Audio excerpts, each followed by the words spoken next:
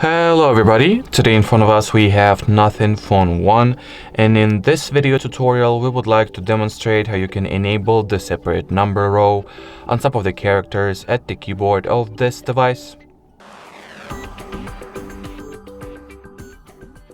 So first of all, that's how the keyboard looks without the separate number line.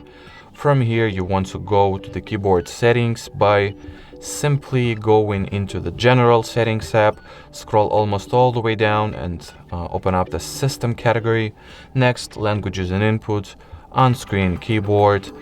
Here, tap on a Gboard. At the Gboard settings page, open up the preferences, and at the preferences page simply turn on the number row toggle, and as you will see now, that will essentially mean that the separate number row has been successfully activated.